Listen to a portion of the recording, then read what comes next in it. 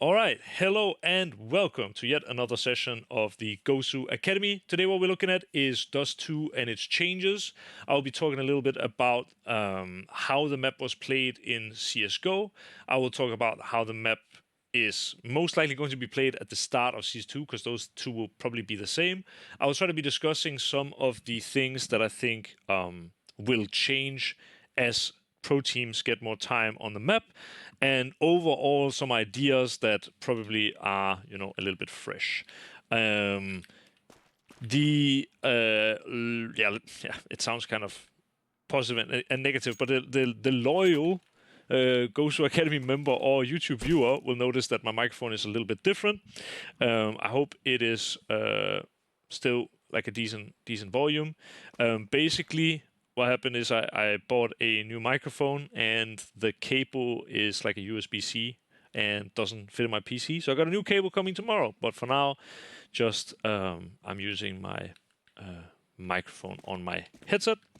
Let me put on SV cheats. For the uninitiated, I think that's what you say. Dust2 has just been added to the competitive map pool in Counter-Strike 2.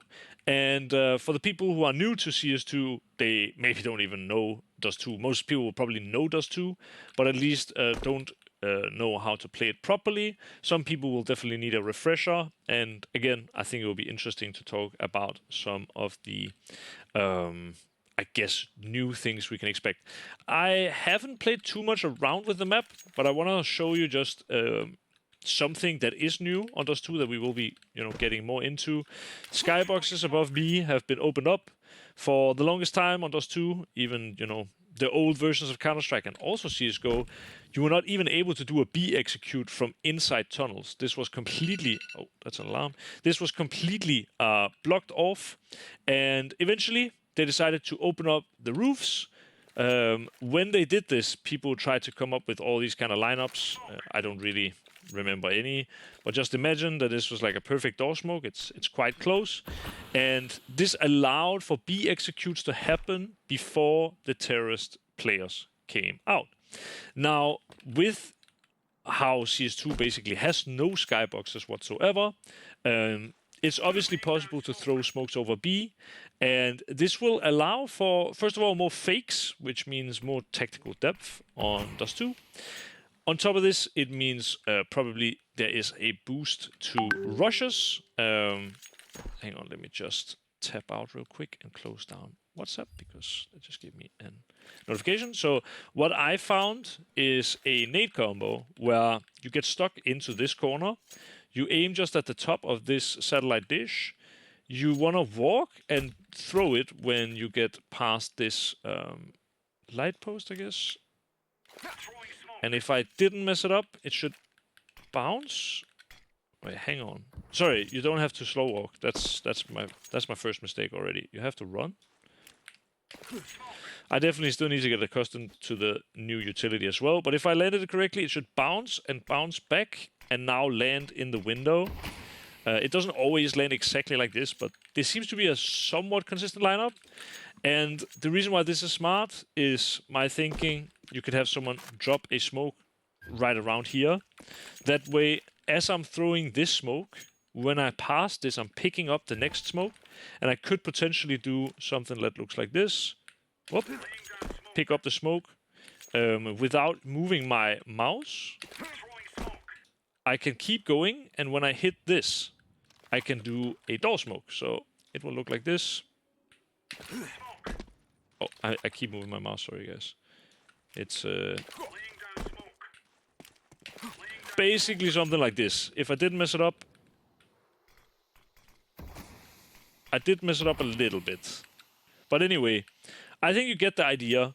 I haven't played around with it too much, but it is possible for you to do this. I guess an easier way, which would be slightly slower but more consistent, would just be to do this smoke and go back in the corner and then, run and do this. We can follow this smoke real quick. I think it goes over, hits the back, jumps down, and it lands pretty far away from the door, but you kind of want that on purpose. It's not nice for the CT to stand in the door like this. Like maybe like this with an AWP, take one shot, fall back.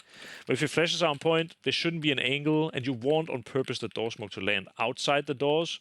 Because if you get it to land in the middle of the doors, it will extend out, and it will be possible for the CTs to, walk behind the smoke and kind of use it to their advantage. So on purpose, you want the smoke to land what looks bad, but yeah, something like out here.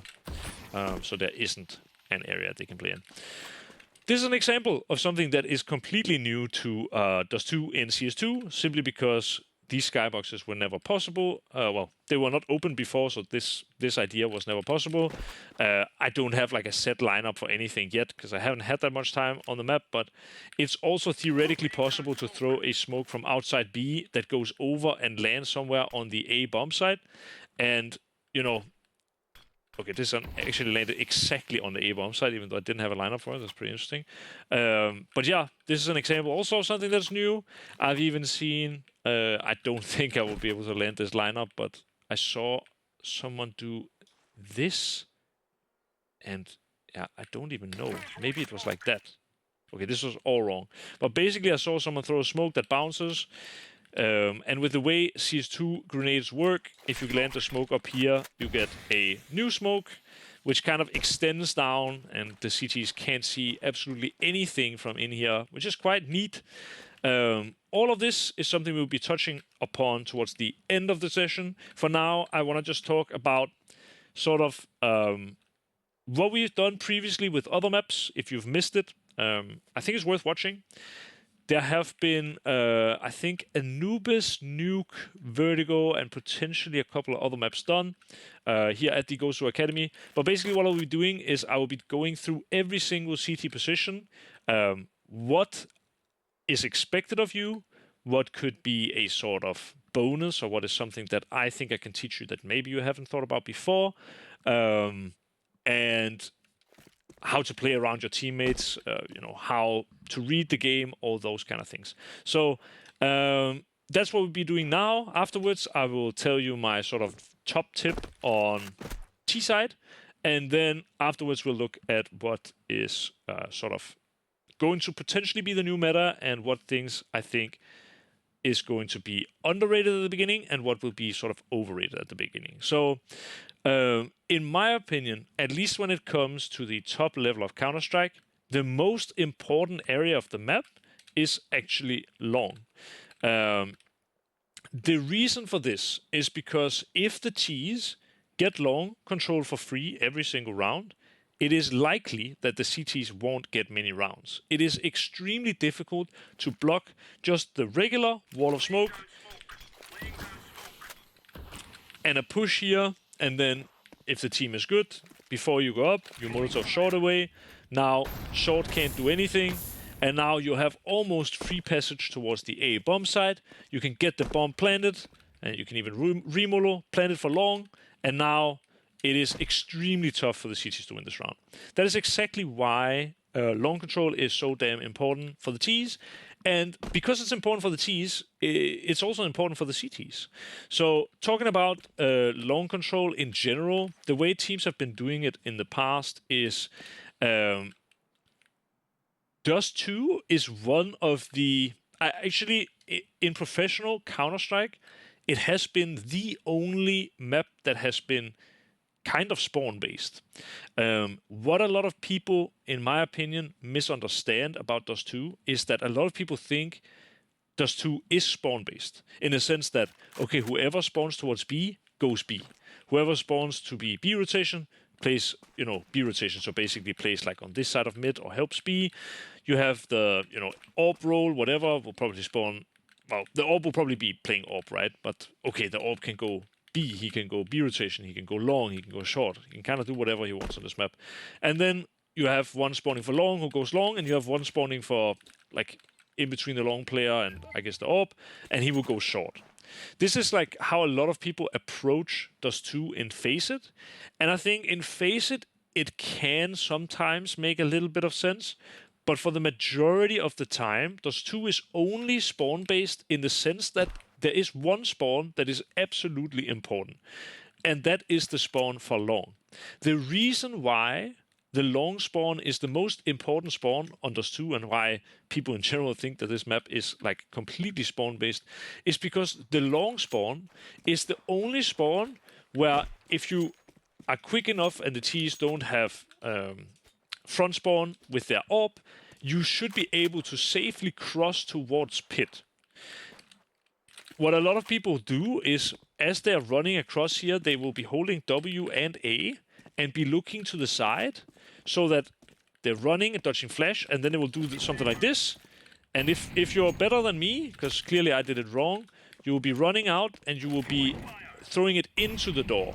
The reason you want to throw it into the door is because if the Molotov is outside the door, so imagine it lands here, well, the T's can sit behind the Molotov and can still hold and kill with an orb. And if it's inside the door, there's just a bigger risk. Like, the orb won't stay here on an angle. So the long spawn should always go long. Doesn't really matter if you're the B player. Typically, it doesn't even really matter if you're the AWP player. It doesn't matter who you are. If you have the long spawn, you should be going long if you're playing this map at a professional level. Now, how do we help this long player cross to pit? Because getting to the left side is what makes it difficult for the T's. And more particularly, getting this Molotov in the doors and having the ability to smoke it off is what wins us long control as CT. So how do we manage this? Well, what teams have been doing, there's been a ton of different ways of handling this. What I kind of want to say just about long control, which is the key thing, is this flash. People have different lineups for it. This is the lineup that I remember and that I used. If you go on this corner, you crouch, and I believe you aim at the top of the cross. Maybe even a little bit higher. I think this lands so you don't get blind when you're flashing this. And if I'm not mistaken, this should take an AWP holding this corner. Yes. So the idea is you have a flash that flashes pretty much just above this corner to help the CT get into pit. Now, if it's an orb peeking, he will hopefully get blinded on the right timing. If it's a rifle jumping out, the idea is they are also blind as they're swinging out. So this flash is absolutely key and will mostly be thrown by the AWP player. I believe the time that you want to be throwing this flash is basically 1:49.5. So it's something that's pretty good. I might be misremembering it. It might be, I think 1:51 it can't be, but I think it is 1:49.5 basically is when you want to let go of this flash for it to time perfectly with the first spawn from the T side. It's been a while, so apologies if I'm wrong. Basically what you would want to be doing with this is, I guess I'll get into that after, because I will go through the roles one at a time. But basically this flash is absolutely key, which allows the long player in combination with the Molotov to cross into pit and get towards the headshot angle. You can, bounce a smoke. There's many things you can do. The idea is blocking long is what you want at the start of the round. For anyone who was here for the Vertigo session or who have watched it on YouTube, long on Dust2 is something where if you win long control as CT early on, you know that since they're not long, they're either playing slow or they're playing fast towards B, typically, right? It's rare that people, I guess it does happen that people rush short, but we'll get more into that later. But basically, if they rush short, you will know it. If they rush B, I guess now that the skyboxes have opened, it's possible you will know that as well, because smokes will be raining in before the T's even come out. But we'll see how that develops. Basically, this is a must. Getting to pit and blocking this area, or playing here, or even some people like playing like this headshot angle, stuff like this. That is absolutely key. Now, it feels kind of weird. At least I've always felt this being kind of weird. That long is an area you have to fight for as CT, but afterwards it basically becomes an anchor role. And that's something that's quite unique. And just off the top of my head, I can't think of really anything else. Maybe you could say something like Nuke, You kind of have to fight for the control in case the T's rush out A. But I do think that's something different. Most of the maps, think ancient B side, ancient A side, you can go into a position on the bomb side and block the T's from coming out. On long in Dust2, it's almost as if the CTs and the T's, they meet at the exact same point, and whoever wins the control, it becomes kind of an anchor point. There's not really anything, any other maps I can think of. I guess to just give an example, Anubis A main is also something you have to fight for control of, but I still think there is a difference with long, and that's why, to me, mentally, it's kind of hard to agree with even myself that this is an anchor position, but it absolutely is, because you want to take control of this area, and once you have it, it becomes a pretty hard anchor position. You need to be ready for the T's to be doing flashes or coming out with multiple people or holding off angles or playing in these kind of positions, and it is tough. So that is why a lot of the time, if you are not the long player, if you have the front spawn for long, let's say you are the B player and you go and you are the one having the spawn, going over, doing the Molotov and stuff like that, as soon as you grab control of the long area is when the actual long player comes over and takes over the area for you, and you kind of make this switch where you become a sort of a rotation. It's not every round you need the long spawn, but it is most of the time important to do. The reason why it's not always important is because there are ways, obviously, to fight for long control without using the front spawn. People have gotten creative, and this is kind of what we will be getting into now is, basically the A rotating position. There isn't a whole lot to say about long. I guess to kind of prepare you if you're trying to play this map competitively, just, this is a pretty strong angle, playing headshot here. There are a ton of off angles here and stuff like this. Some people like to play here as well, because for the T's, they will typically use their flashes to go out, and clearing this is kind of hard because you have to open yourself up to this as you are also opening yourself up to an angle out here, right? On top of this, there was this, what I call the Valde off angle. I think it's something like this, basically, where most of the times the T's are like walking up and they're clearing this, right? And then they're clearing this. And now I'm killing them from here. So it's like, an off angle, kind of like Shadow on Mirage. I mentioned also you can play here. You can also get boosted on top of the blue box, but that's kind of the positions you can play. There's also like the possibility of playing close here. I'll show you one trick as well. Just if you are here, I'm not even sure if this works in CS2, but I think it does. Say I kill someone here, and now the rest of the T's are inside doors or whatever. If you go into this corner and you aim where these two walls connect, this flash goes over and lands inside the door. And the way it looks for these T's who are holding is that is pretty impossible to dodge. So obviously they will hear it bounce, but say I kill someone here and I kill maybe a second, I can go over, I can do this flash, I can maybe jiggle, and now I go in and I try to take this space. Just an example of something that's really cool to do as a long player. The one thing I will say as a long player, if you're trying to play it at a professional level, something that's extremely common, or at least was extremely common back in CSGO, was taking long on an off timing.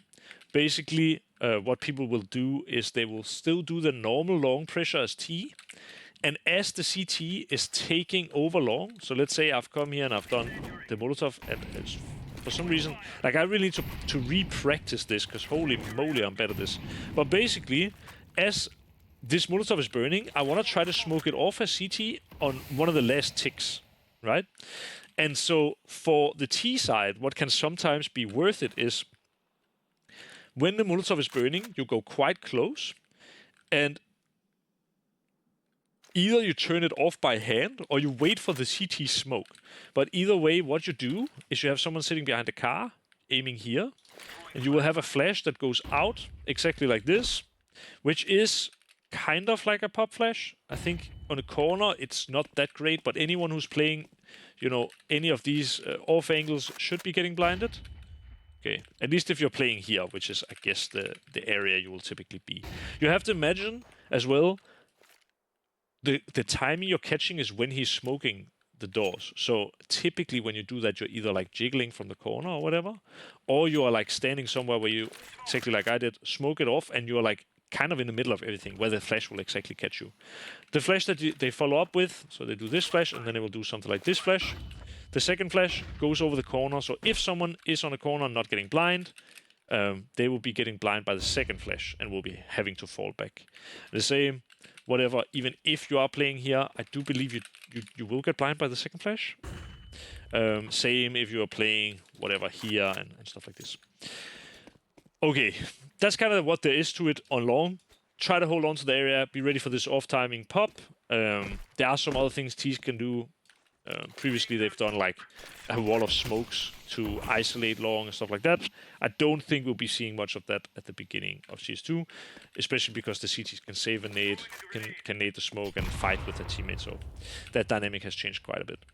Okay, talking about the A rotation, it's kind of the star player position, I want to say, next to the AWP on this map. And what is the job of an A rotation is having a great read of the game. Most of the time, we got into it a little bit, but when the AWP does this flash, so I will be the AWP player, I'm doing this flash, and then I will, as the A rotation, I will run with my long player, I will dodge the flashes. Typically what Tees will do at a higher level is they will smoke off the corner, and so I will have to swing out with flashes and try to fight them here. That's another reason why the Molotov is very good, because if there is no Molotov here, the Tees can kind of slowly edge around these doors and jiggle peek things and stuff. But if there is a Molotov here, it's all or nothing. Either they go out or they stay in. And if they stay in, they've lost long control. So this is the reason why I go here with 2 rifles. A lot of rounds will be heavy long fights at the beginning. And that's why typically the A rotation is starting towards long, unless you kind of have a read. But this is the default position, I would say, for an A rotation. Talking about a few things that an A rotation can also do is... And there will be a lot of focus on long here at the beginning.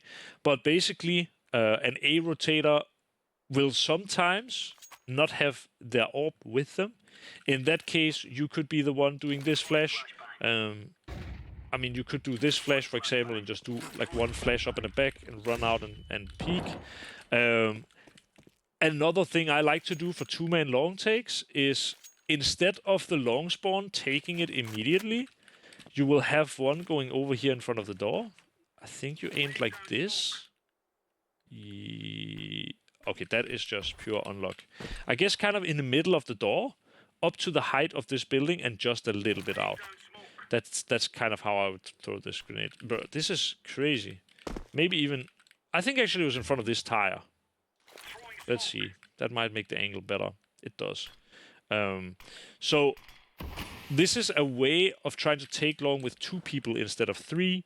And what you do is you come over, you do this, and then you can like throw a flash above here, which kind of works like this flash. The idea of this is that instead of your long anchor, or at least whoever is playing long in this round, swinging before the smoke and the flash, is you wait for the flash, then on the flash you go out your Molotov, and now the smoke lands in the Molotov and you win long control. You can also just swing with the flash and try to fight, and then the smoke comes after, and then, you know, you've won long control. There's another thing you can do, and this one can be a little bit tricky. You can go on top of the car and... Oh, wow. Let me see if I remember. I think it's here. Yes, that actually works. So this is also something you can do as a rotating player, or even as long player. You can try to do a like solo long take. But it is a little bit tricky to do fast sometimes. Like you need to have the right... your crosshair in the right position. This can give you, though, an effect of doing that. Holy shit. Like, if you land the Molotov, you can flash for yourself. As you can see, it's actually not that easy. That's why it's not super commonly used. But basically, you can flash for yourself, potentially. You can swing with this flash. If the Molotov doesn't get turned off, you can smoke it. And now, it could potentially even be a one-man long take. But this is... I'm just showing you these possibilities so you can add them to your game. Say you've just won long control of CT 3 times in a row and the Ts have been absolutely demolished. There probably isn't a reason for you to go 3 people long, because they probably won't be going long. And in those cases, it's nice for you to be able to do a 2-man long take, or even doing... I know there are some teams that literally they have their long player come over, they do this, whatever, they dodge the flashes, and they swing, and they just try to take long with one player on some rounds where they feel like it makes sense. This is just about reading the game. Some teams will be more or less willing to do this because it is a risk. If the Ts will want to take long in this round and you try to take it with 1 or 2, it's likely not going to end well. For the A rotator, it's like a million things you can do. So obviously, helping with long at the start is almost always your job. Potentially, if you know it's a team that likes to take long late, you could be whatever hiding in pit, or you could be playing an off angle, and when your teammate who's playing here gets contact, you step up and you try to kill. You can be, you know, taking long control, falling back, and rotating towards CT, being ready for the B split if you feel like now we have long control. I guess talking a little bit of theory for a moment. On A, there are 2 entrances, basically. There's long and short, right? So if you, as CT, win long control, and if your AWP player is able to hold short, there isn't that much you can do on A. So blocking the B split or helping with this can be useful. That's why you will see a lot of A rotators rotate down into CT and coming over towards mid. I personally love to do this and face it with a rifle, because it is around this time that people will be walking out mid, and you should be able to mostly block it. Yes. On top of this, you can, you know, be hiding ramp or be playing some kind of off angle while your AWP takes first contact. You kill them when you come out. You can be walking close short with your AWP. You can do short setups with your AWP standing here while your AWP is standing here. You can be hiding here while your AWP is standing there. You can basically do whatever you want. I know some people like to do it that if the Ts, you know, execute from short, you try to use your smoke at that moment. Try to go up and play behind the smoke, which will probably be a little bit less strong now with HEs in play. But as the A rotator, your job is to read the game. If you rotate CT, and now the Ts are going to do an A execute, it's possible you will go back and not have any impact, because there's a smoke here, and at least the way it worked in CSGO. People would also be smoking this. I think the smoke will be even taller now, potentially. No, not that much. But this smoke will be there, so you from CT, you won't be able to really see when people are coming out, and you probably will have limited impact, basically. But at the same time, if you're playing around short or playing around A side and now they do B split, well, then again, you're not in the greatest of positions. So for you, it's all about reading the game, basically. That's kind of the best way I can explain A rotation. If I would have to explain everything that's good to do as A rotation, it would probably take far more than 1 hour just for that one position. But obviously, it's something we could do in a future session if Dust2 becomes massively popular again, because I think this is the #1 map for most people. I think I want to skip the AWP player for a little bit, because that's another position where I could tell you guys a lot, having played this position as well. It's you know, yeah, close to my heart, and I have a lot to say. So let's go over instead to the B rotating player. Now, the B rotating player, just like the A rotation, is one that has a pretty big job at hand. One of the most important things, actually, which is kind of funny, is obviously you want to cross the doors without dying, but then also your job is to, at the beginning of the round, kind of have a small eye on short. Say the Ts do an Xbox smoke, well, it's your job as a short player to give this information. Imagine if we have 3 people taking long, and now the Ts do an Xbox smoke. Well, this information allows our short player to tell us that the T's could potentially be rushing over short and could be going out during our long take. This is a situation where probably the AWP will be doing this flash, probably be doing this flash, will be coming a little bit closer to long potentially, but then if he hears there's Xbox smoke early, might be playing the corner on top of the car to block this. So having information on this Xbox smoke at the start is very valuable. There are other things that you can do at start of rounds as a B rotator. For example, if you know it's a team that likes to rush B or likes to execute B a lot, maybe it's worth it for you to say, guys, I don't have info on short this round, so you can start B with your B player and help.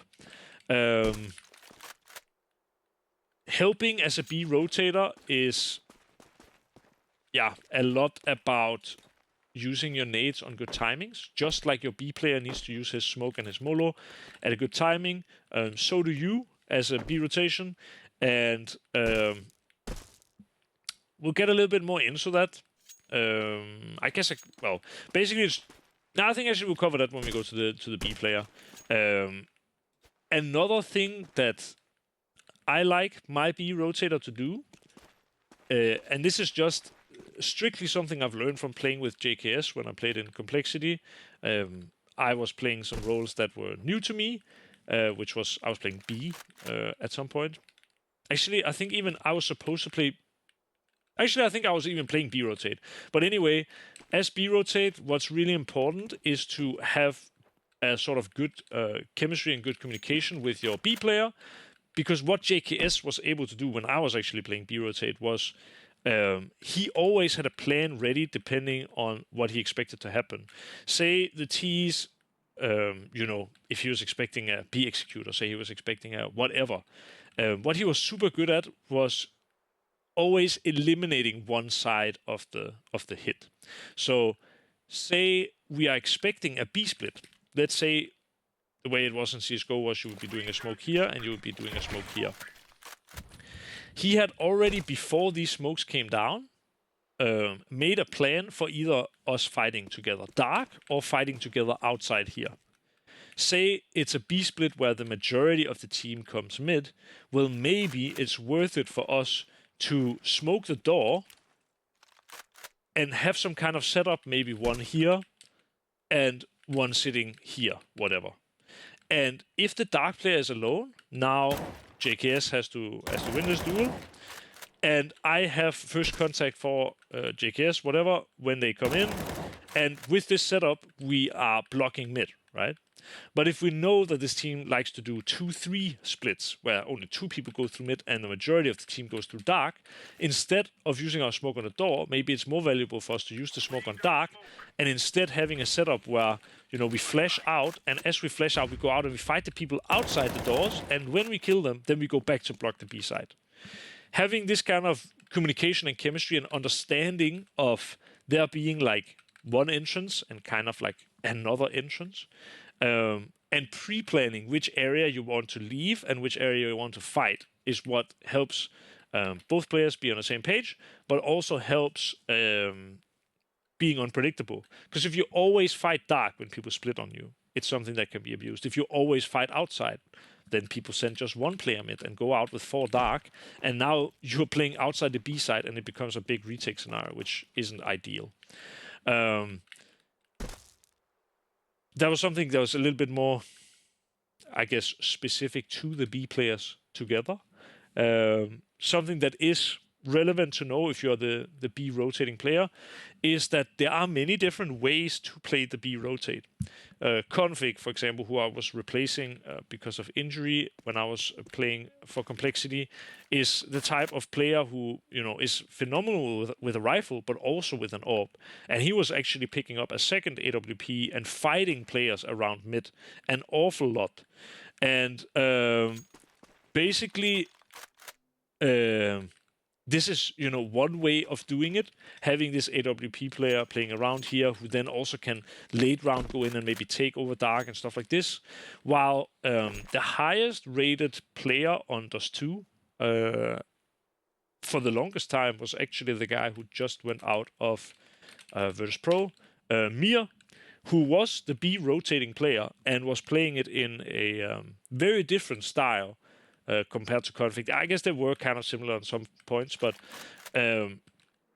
after having watched quite a few Mir demos, what he was so good at was he basically never played AWP, he always played rifle. And what he liked to do was crossing mid.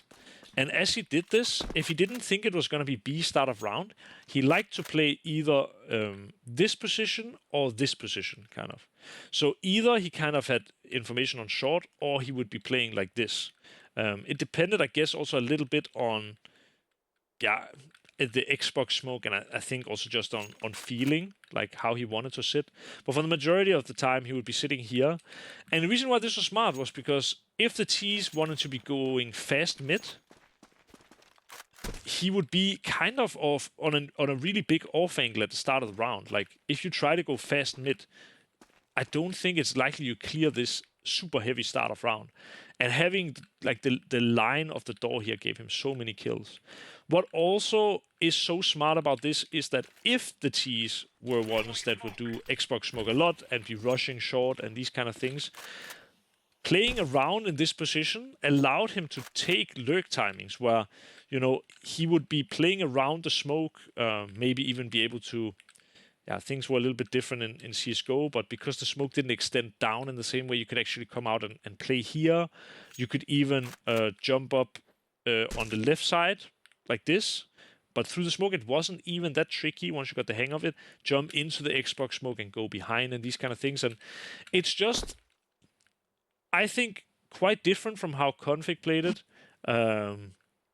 Playing kind of close mid and leaving your B player alone a lot of the time, but having more impact around mid. And I do believe he had a rating back then of like 1.35 overall on Dust2 or something ridiculous. He was by far the best, by far the best rifler on Dust2. And we had other really good rifles like Santaris who were very good in this map.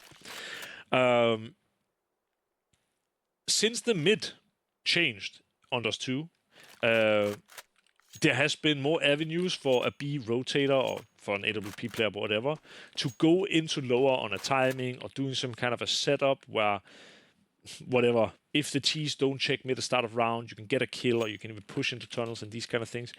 And I won't talk too much about that because I don't think it's really my area of expertise. I want you to know that it's possible to do alone. It's possible to do with a teammate, that whatever, I go up on this box and I hold this, and when I get contact, my teammate from here swings, stuff like this. But just like the A rotating player, like the A rotation, the B rotation has so many options as well. And for me to go through them all would be ridiculous. So I won't. That's kind of it.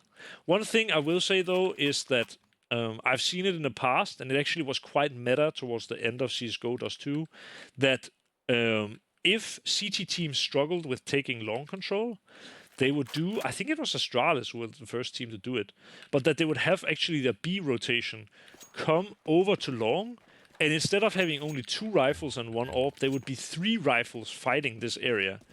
And also the AWP, meaning that the B player was playing 100% alone. The reason why this was smart was because most of the time for the B player, he comes over, he does his molo, and after the Molotov, whatever, he will smoke it. And when the smoke comes in, now, if the T's don't want to go through this smoke, it's enough time for the CTs to actually take long heavy, go back and have a player rotate to B and actually end up in the sort of default setup, which is the 3-2 split. So I just want to say, if you are one of the teams that like to sort of gamble more on your CT sides, this could be an avenue for that.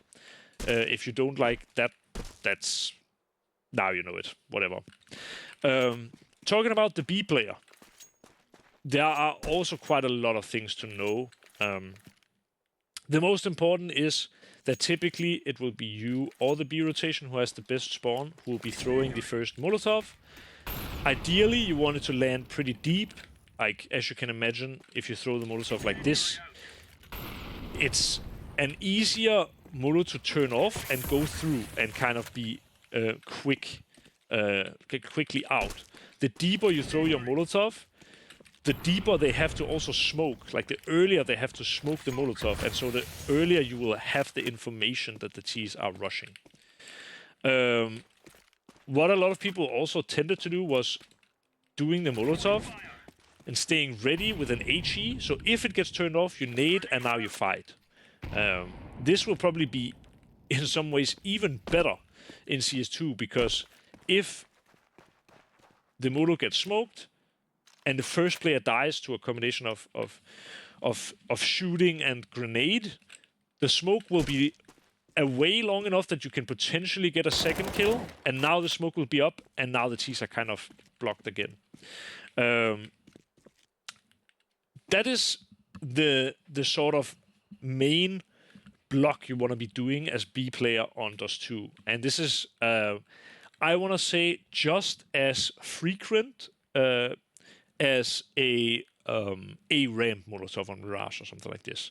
Like, typically, you always want to be doing this Molotov, just like a door Molotov on Nuke, or a Molotov Ancient B ramp, simply because if the T's run out of options, this is what they're going to do. They will be rushing B. And it is such an easy sort of call to make as T, because it doesn't require a lot of communication or coordination. It requires just chaos. And it requires, the B player to have maybe a little bit of a bad spawn, or just getting caught by that one flash that wins the round. So there will be rounds where you can choose not to use this Molotov, but I want to say in a half with, let's say, 7 buy rounds, using the Molotov for at least 5 is a must. If you know they're not going to be rushing B, or you have that feeling, you can, what I call, greed your Molotov. You don't have to use it, which means you will end up having it for later.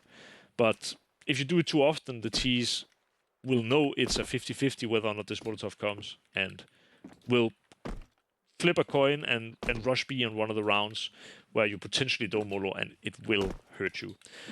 For the most part, when your Molotov is about to fade, as a B player, you will want to smoke in the middle of the tunnels, kind of as deep as you can, and still hold the smoke. This is kind of the same as on the long round, but basically what a lot of people would do was something that my team called Zeus, because I believe Na'Vi were the first to do it. But basically, as the B Molotov comes over, you are standing behind it, you're chilling, and when it's about to fade, you last tick in the Molo, and I didn't time it very well, but you try to take only a little bit of damage in the Molo and run through it.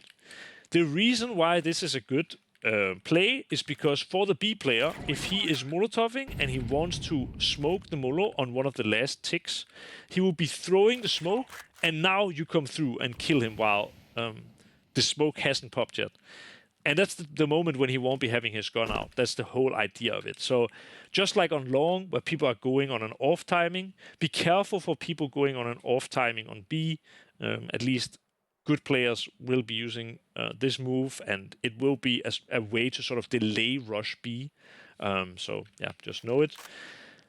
After using your smoke, there are a few positions you can play. If you have a weapon like an MP9, this is a super solid position. This can be a solid spot. Some people even like to play here. I don't think this one is that good, especially not with MP9, because some of the fights will be a little bit deeper. But in the event that, and I don't really remember the lineups, I guess. Let's just, was it like this? I don't know. At least it was kind of like this, I guess, like a lurk smoke on B, where you're able to walk left side as T, but you're also able to jump up on the box and jump all the way up and play around here. In this case, playing here with MP9 is good, because as soon as the lurk smoke goes up, you can start holding it from here, and you have like a really good position to do so.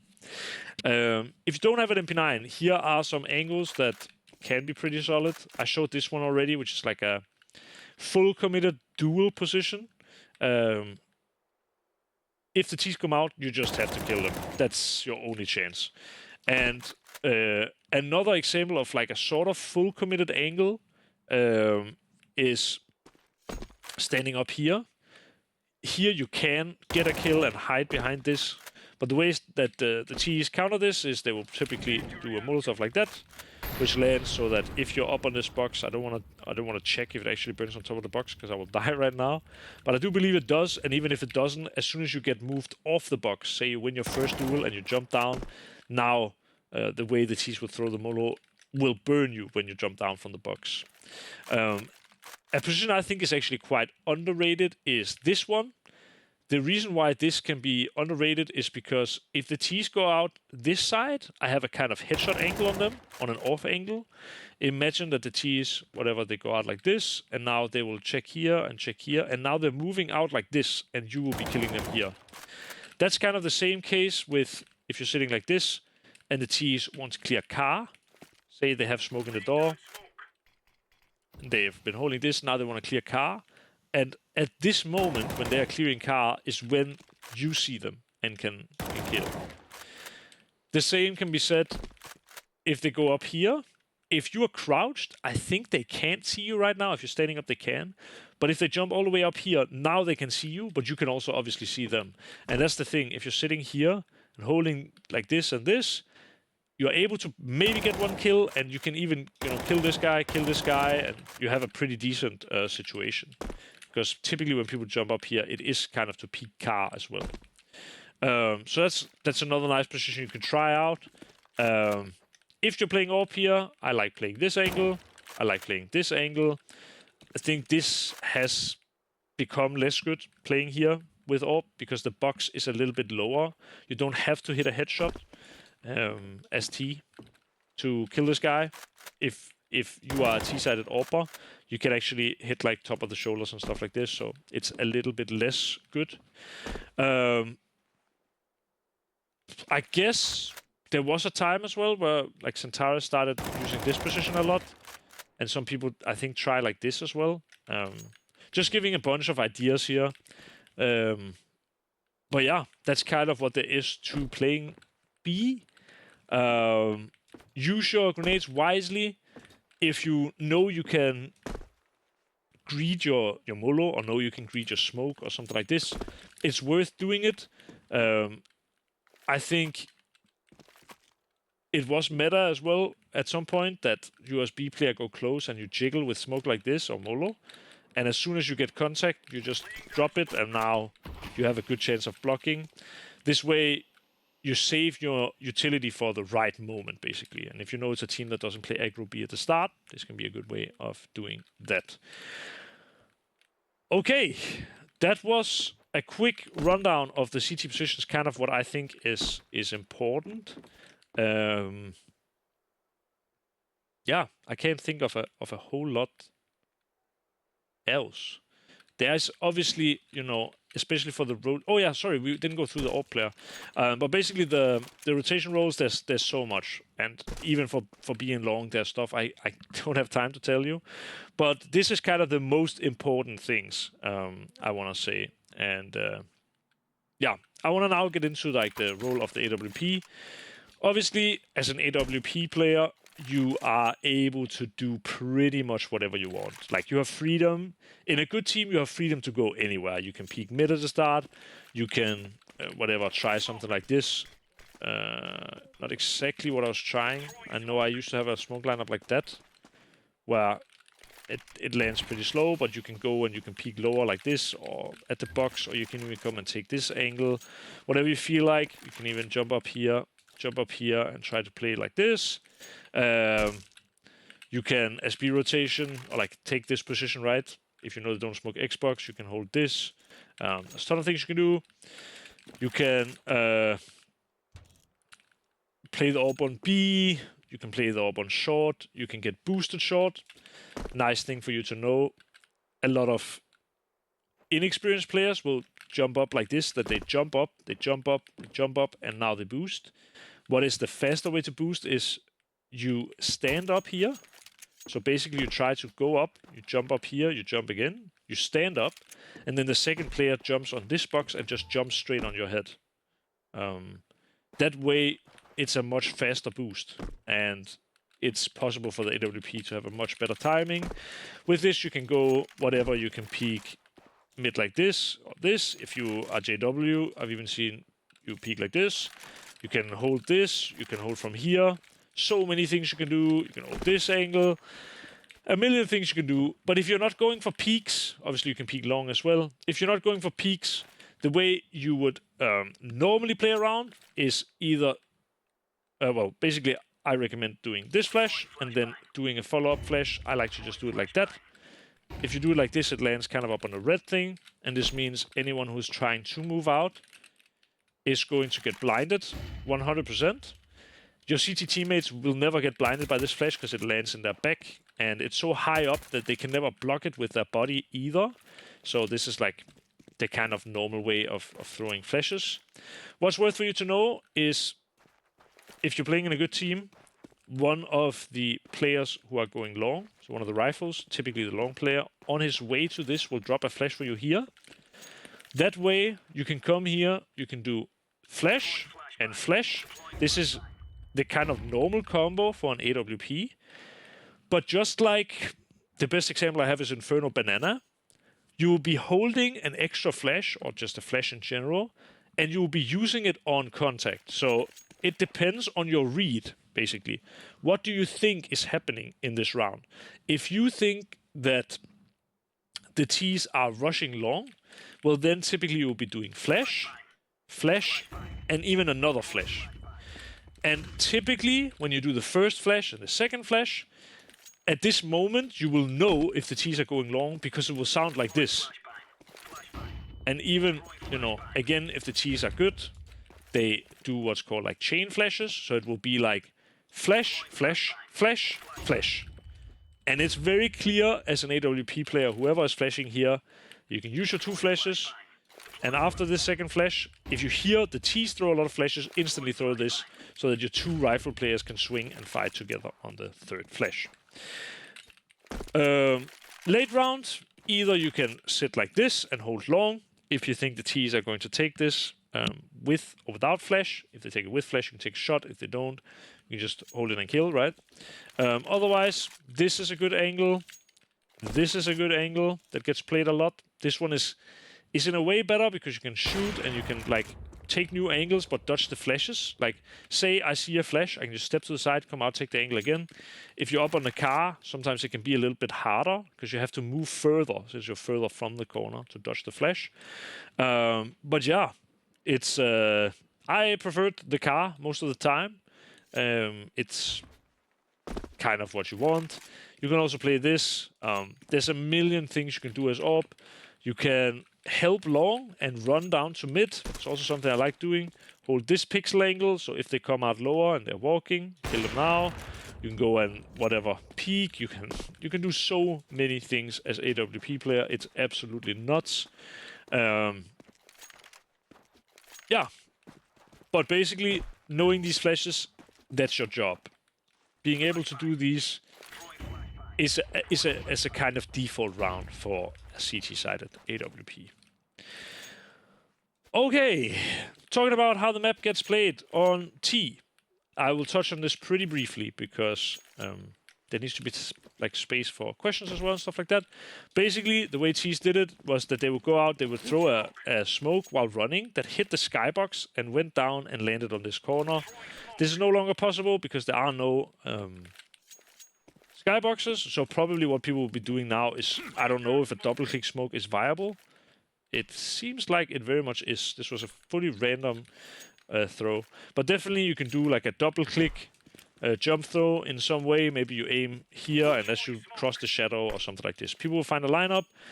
Probably, I think this smoke will still be meta.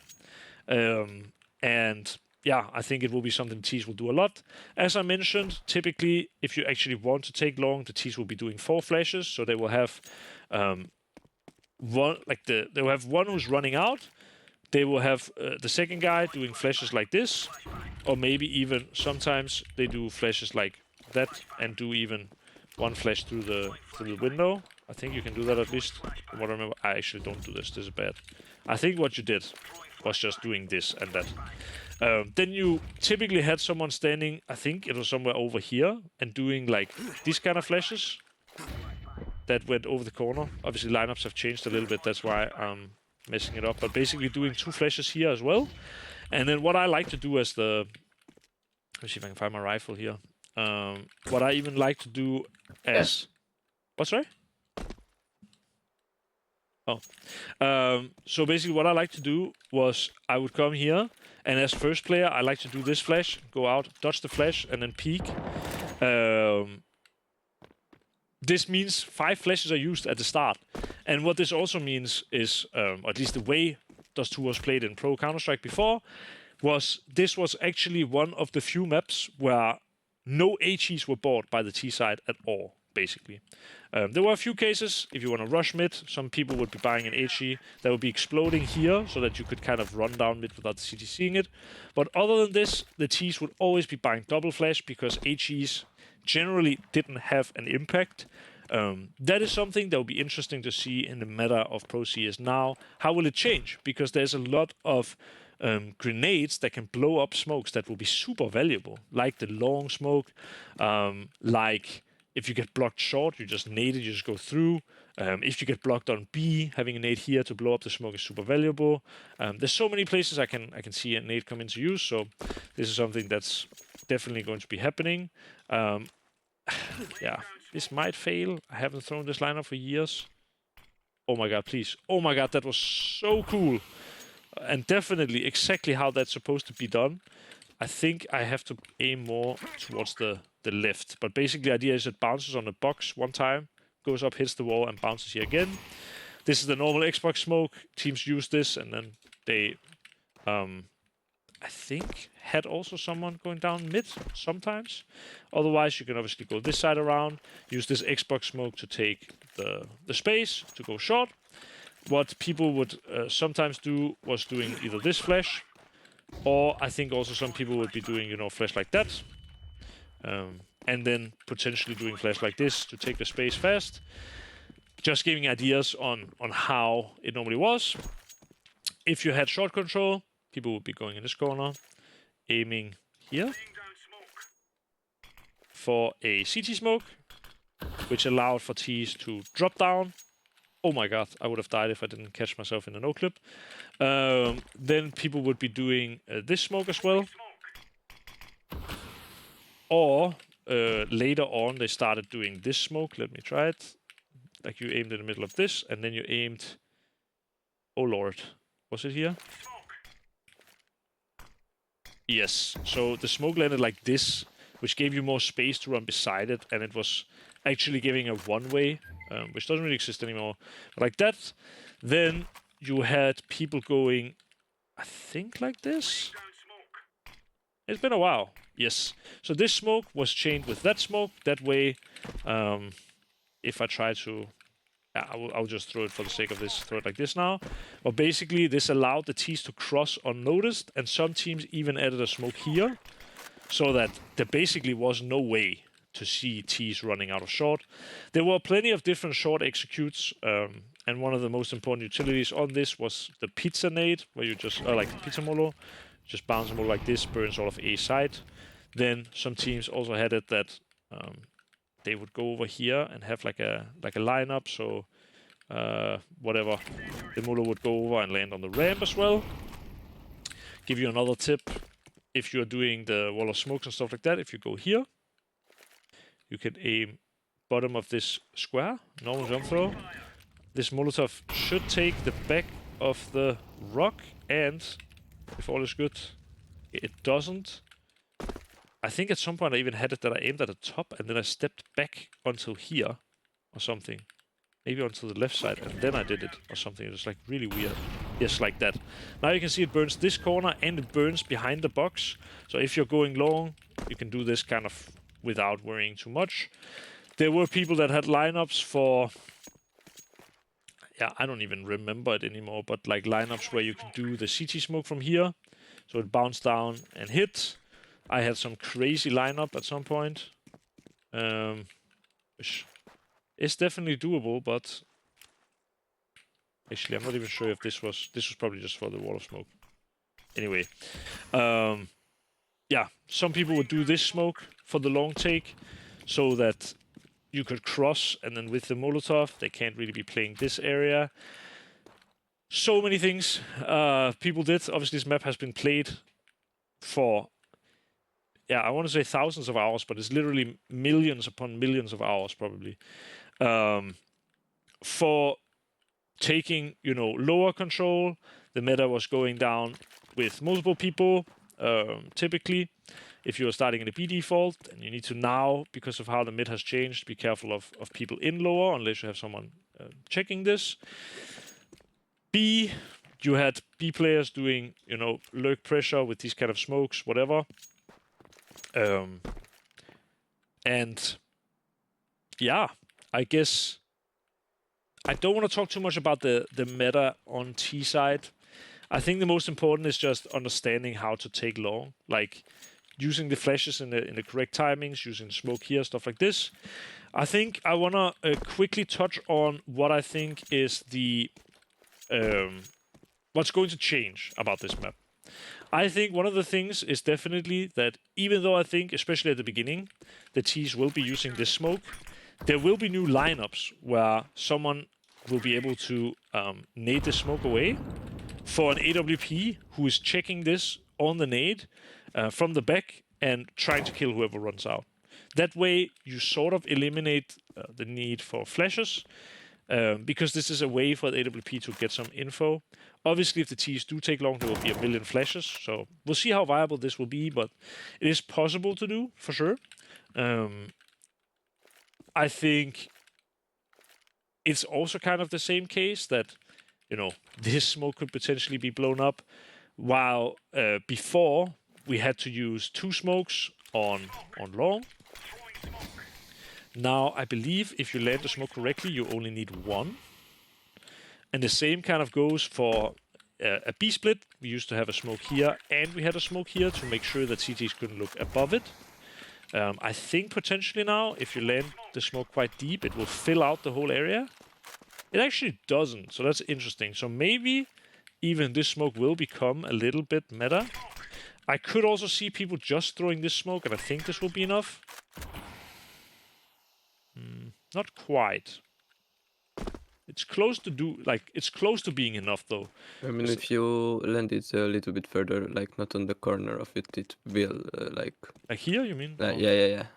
I don't think that's something like that possible. Potentially, I think the angle. I mean, it might actually. Kinda, it might be possible. Yeah, from here. From Xbox, you can do a lineup.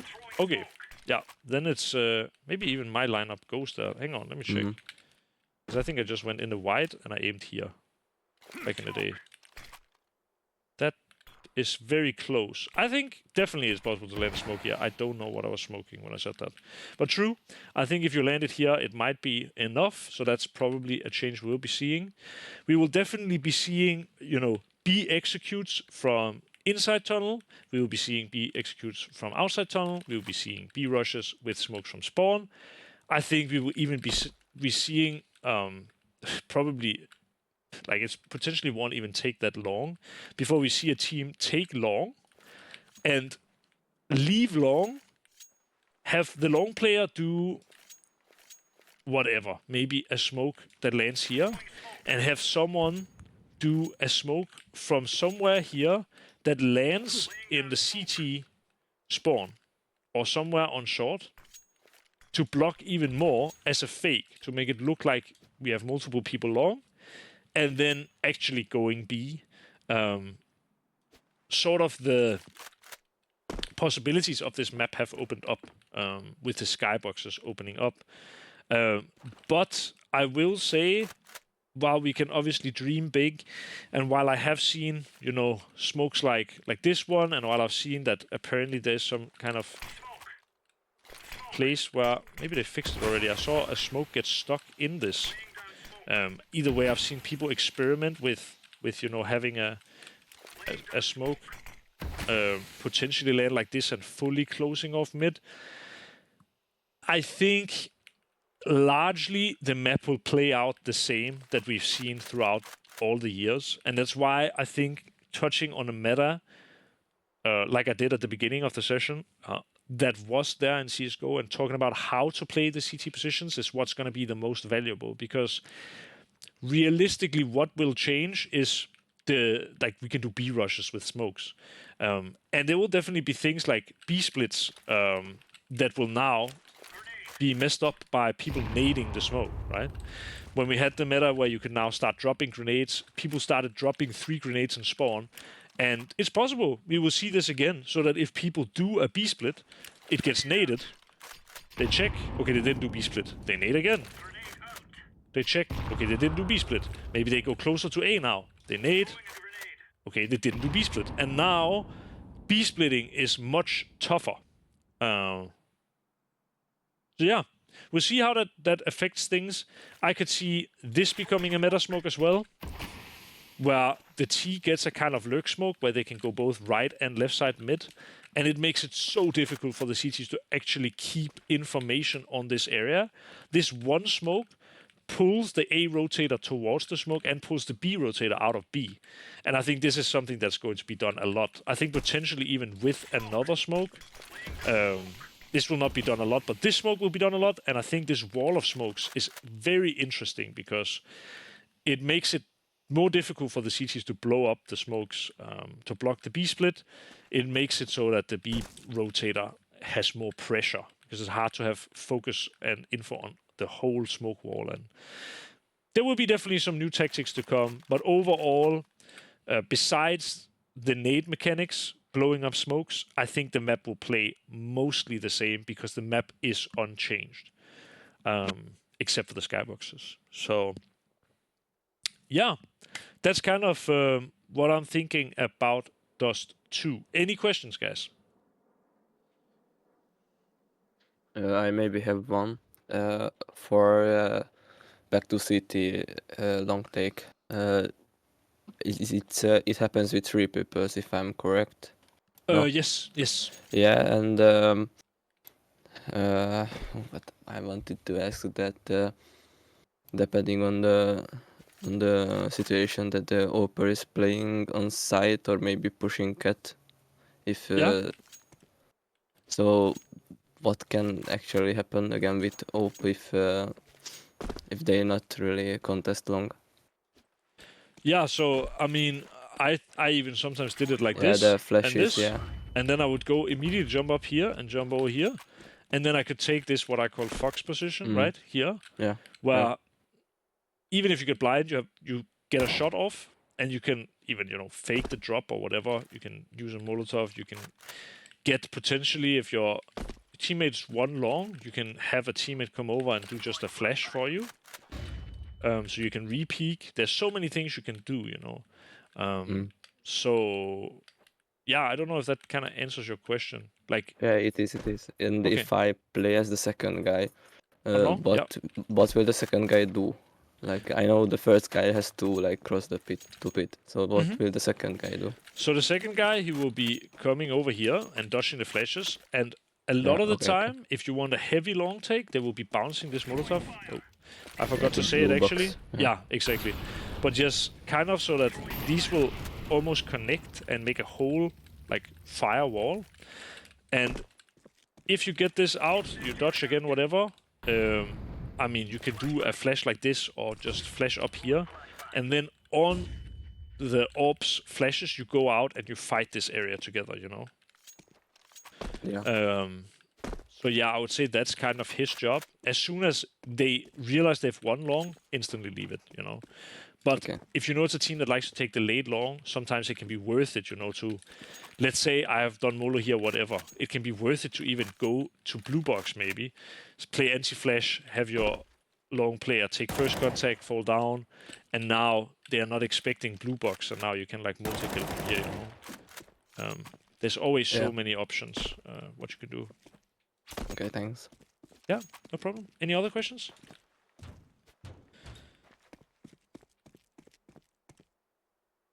I got a question. Yeah, go ahead. So I know you described A long as like an anchor position, but is there some rounds where you could just lurk through to catch a timing? SCT? Yes, SCT. Yes, there is definitely.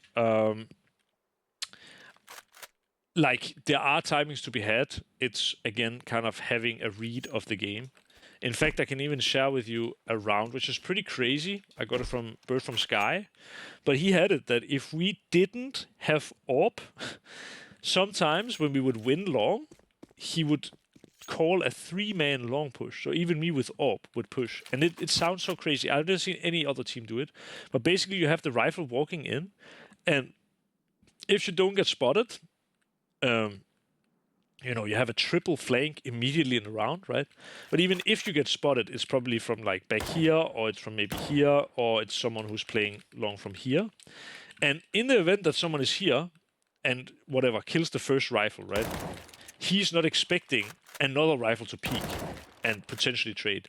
And even if this second rifle dies, then the third rifle can kill.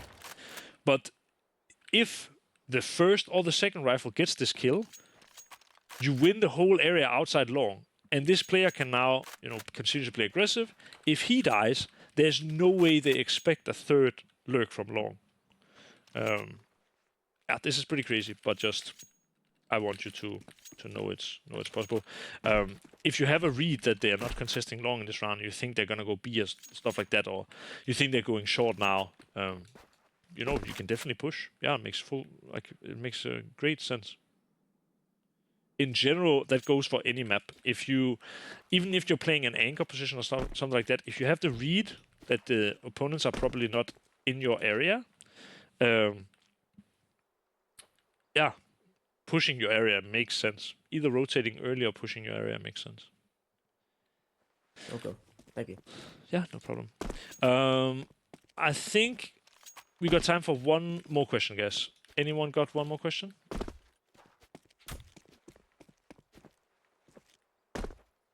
I have one. Yeah, go ahead. In what type of situation you can play aggressive? Like anywhere, B side, on middle, on A side. I think like the weird answer here is almost any situation you can play aggressive. Like there are teams where even if the long player is playing out on car, they will have the rifle coming in here, and then maybe having the rotate, like the A rotation, flashing over and having the long guy take the fight, right? Someone like Flamesy, I think is a guy I've seen do something like this. Same with the AWP. Like, you know, sometimes I have a read that I'm holding mid and I don't see, and then I will just walk in and I will peek this. Or sometimes even if you think that they are mini long and you don't see them here suicide, you can walk up with AWP. There's always avenues to play aggressive. Like you can also have a double push by the B player and the B rotation, instantly pushing B, and having, for example, the AWP player with a rifle rushing into lower and kind of double pushing dark, right? You can also, I've seen teams do this, that they like do this Molotov instead and push. Yeah. Maybe not exactly that Molotov, but basically seeing people do this Molotov, so it sounds kind of the same. If you get the land correct, and then you can push in front of the Molo with 2. And yeah, these kind of things are just possible everywhere on Dust2. It is one of those maps where a CT, if you know, want to win, you probably have to take some risk, because it is a T-sided map. But after they changed the middle of the map, it became much more CT-sided because the CTs could now be in lower. And that's an example of aggression paying off on Dust2. But I don't think I can go in detail into like what like aggressive plays all around the map. It's something we could do in a future session, but it will just take so long that I won't have time to do it now. But I think you can go aggressive anywhere at any time. Obviously, if you want to get good at being an aggressive player on Dust2, it's about finding the right time for it, right? Yeah. Thank you. Yeah, no problem. All right. Well, guys, thank you so much for watching this session of Gosu Academy. First time on Dust2, as far as I know, at least.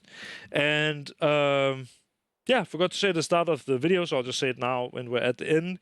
If you are interested in joining the Gosu Academy, there is a trial code in the description of the video for 1 month free trial. It's non-binding, and you can, yeah, try it out. If you don't like it, you can get your money refunded. And the reason it's cool is because you get to see these sessions a little bit early, so you get the tricks and the knowledge early, but you also get to be a part of requesting what to talk about. Just like today, where I wasn't sure what topic to take, and we agreed on doing a session on Dust2. So with that said, guys, thank you so much for watching, and yeah, look forward to seeing you guys next time.